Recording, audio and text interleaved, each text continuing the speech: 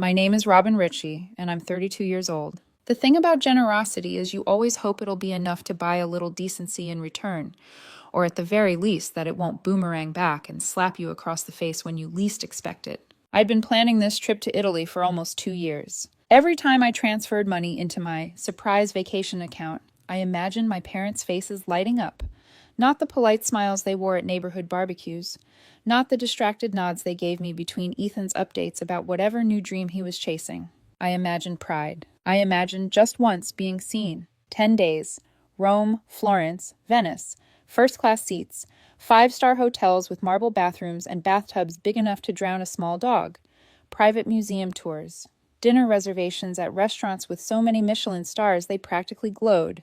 I built the itinerary like it was a cathedral. They had no idea. When I showed up at their house with the thick ivory envelope tucked under my arm, my hands were actually shaking. I'd even printed the itinerary on heavy stationery, embossed lettering, gold edging. I wanted it to feel significant. For 12 seconds it did. My mother pressed her fingers to her chest like she'd swallowed a button. My father let out a low whistle. Ethan, sprawled on the couch scrolling through his phone, sat up. "Are you serious?" Mom breathed. I nodded, smiling too wide. All paid for. For a brief, fragile second, I thought this was it. This was the moment they'd finally look at me like I was more than the responsible one, more than the fallback plan, more than the walking credit card. Then my mother turned her head slightly toward Ethan. "You know," she began softly, that careful tone she used when planting suggestions, "Ethan's been so stressed lately, working that job he doesn't even like, trying to figure himself out." There it was. The ancient family tradition of Ethan finding himself, sponsored by everyone but Ethan. I kept smiling. "This trip is for you and Dad." "Of course," she said quickly, too quickly, "but it's such a rare opportunity. Ethan's never been to Europe." Ethan perked up. "Italy's always been on my bucket list." So had a Tesla he couldn't afford, a drone he crashed into the neighbor's pool, a tattoo in Japanese that he swore meant wisdom but translated to noodle. Still, I swallowed the crack forming in my chest. The weeks passed. I confirmed every booking twice. Hotels, flights, restaurant reservations.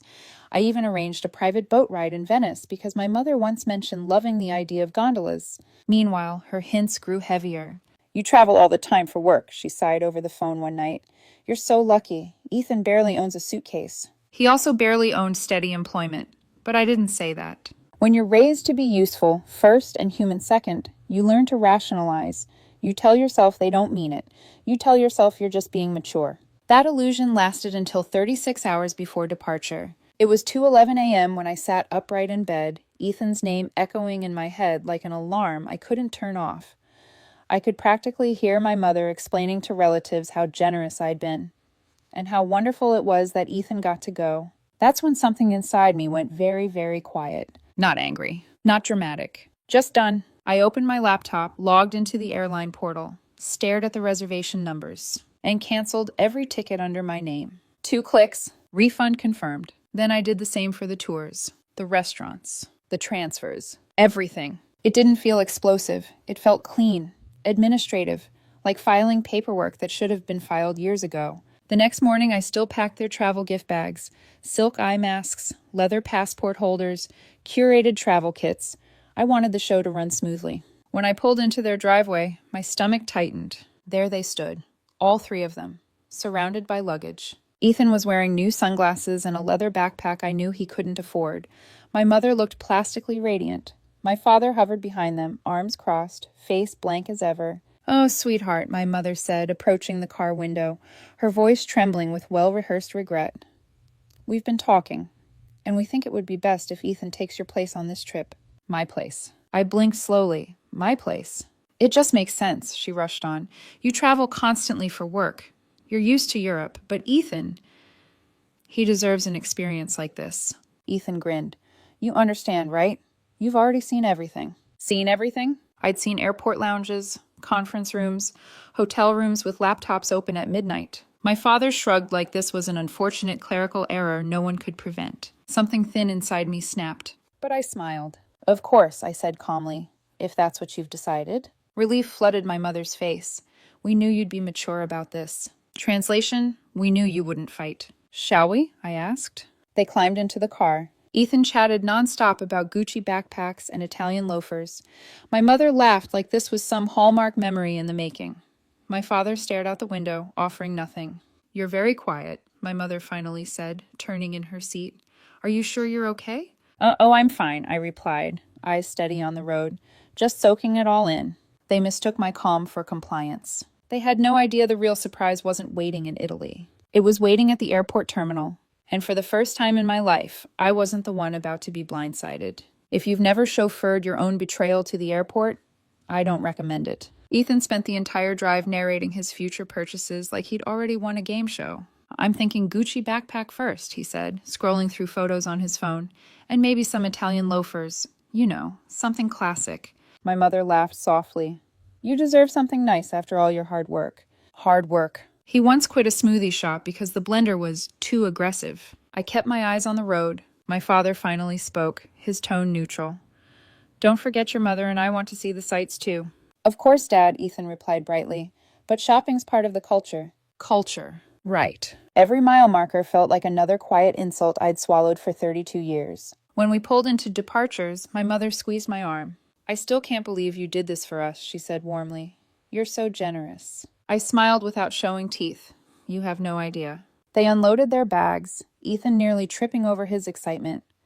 My father rested his hand on Ethan's shoulder like he was guiding royalty into a coronation. The automatic doors swallowed them whole. I parked in short-term parking and waited. 10 minutes later, my phone buzzed. "Mom, sweetheart, there's something wrong with the tickets. Can you call me?" I let it sit for a full minute before opening it. Another buzz. "Mom, they're saying the reservation doesn't exist." Then Dad, fix this. We are at the counter." And then, predictably, Ethan.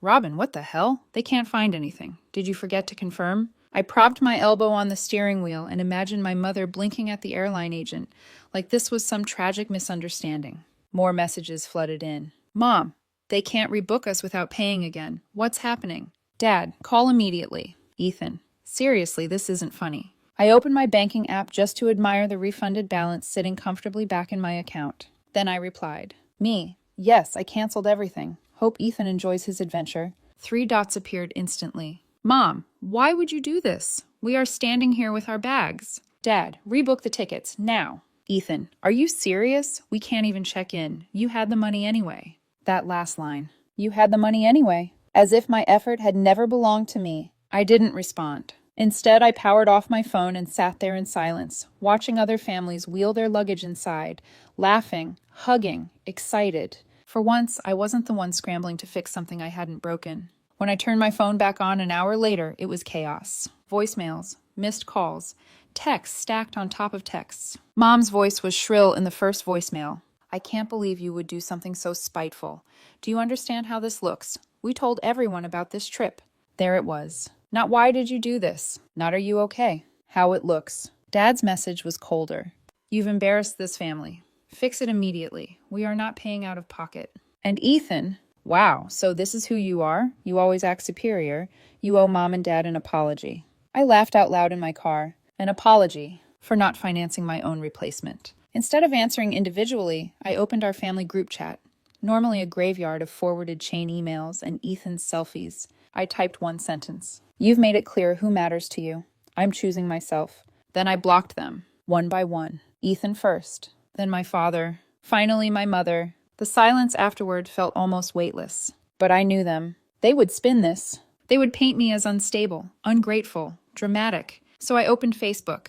The same Facebook where my mother posted Ethan's birthday cakes, Ethan's milestones, Ethan's everything. And I wrote, "Wishing my parents and Ethan a wonderful adventure in Italy. I was supposed to join, but they decided at the airport that Ethan should take my place instead. Hope they enjoy the non-refundable tickets I paid for." I hit post. Within minutes, the comments started rolling in. "Valerie, wait, what? Uncle Ray, why would they do that? A college friend. That's messed up, Robin." For the first time, the story wasn't theirs to control. My mother tried damage control 30 minutes later with a long, vague post about family misunderstandings. The comments turned sharp quickly. "Didn't Robin pay for everything? Why would you replace her? That doesn't sound like a misunderstanding." 10 minutes later, she disabled comments, then deleted the post. Ethan, of course, posted an Instagram story from the airport. "Sometimes you end up where you're meant to be." Smiling selfie, Italian flag. I screenshotted it, posted it with one caption, paid for by the sister he replaced. Private messages flooded in. I'm so sorry. Good for you. About time someone stood up to them. For the first time in my life, I wasn't the quiet, dependable backup plan. I was the narrator, and they were finally exposed. That night, just before midnight, someone started pounding on my front door. Not knocking, pounding. I didn't need to check the peephole to know it was my father. The pounding didn't stop. Not polite, not hesitant.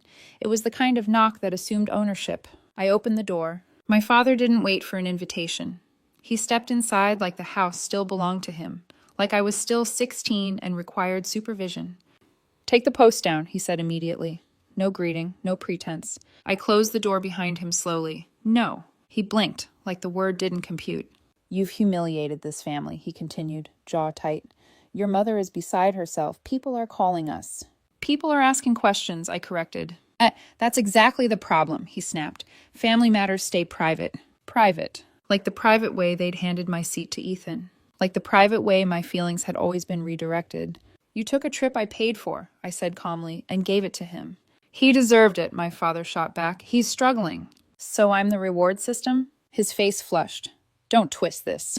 I almost laughed. At 12, I built a model ship for a school project. 3 weeks of glue and splinters and precision. I carried it into the kitchen, proud. He barely glanced at it. That's nice, he said. Move it so Ethan can work. That moment had never really left me. You've always been ungrateful, he said now, lowering his voice into that grave tone he used for serious talks. Everything we've done for you. What exactly did you do for me? I asked quietly. Silence. His mouth opened, closed. You had food, a roof. That's parenting, not a favor. His jaw tightened.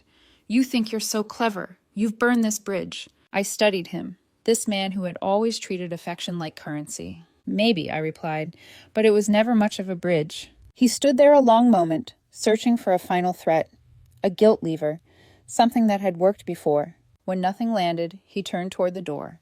You'll regret this, he muttered. Not tonight, I said, and I closed the door behind him. The silence afterward was enormous, not empty, just still. The next morning, my phone buzzed nonstop, but not from them. Valerie, I had no idea they treated you like that. Uncle Ray, about damn time someone called them out. Even my old piano teacher messaged. I always admired your quiet strength. It was surreal. For years, I'd played the background role so convincingly, people assumed I preferred it. Ethan tried texting from an unknown number. Robin, okay, maybe this got out of hand. You didn't have to make us look bad. Look bad? Not we were wrong. Just optics. Blocked. Later that afternoon, my mother left a voicemail. Her tone was different. Smaller. I don't know how we got here, she said softly. I did. Years of, you're the older one. Years of be understanding. Years of watching Ethan come first. Not because he earned it, but because he demanded it. That evening, I finally called her back. She answered immediately. I'm not angry anymore, I said. Silence. But I'm not pretending this didn't happen. I'm not going to fund things and then be replaced. And I'm not going to let you call it a misunderstanding. Her voice trembled. We didn't mean to hurt you. You didn't mean not to, I replied. Another silence. I just wanted to matter, I added quietly. She didn't argue. For once, she had nothing to counter with. After I hung up, something inside me settled permanently. Not rage, not triumph. Clarity. And with clarity came something else. Distance. The silence lasted 3 days. No calls, no surprise visits, no dramatic ultimatums. Just quiet. It was the first quiet I'd ever experienced that didn't feel like tension waiting to snap. On the 4th morning, I opened my laptop. Same itinerary. Same flights. Same 5-star hotels with marble bathrooms and balconies overlooking water. I booked everything again. But this time, there was only one name on the reservation. Robin Ritchie. No group chat announcement. No surprise envelope. No embossed stationery. I packed slowly, intentionally.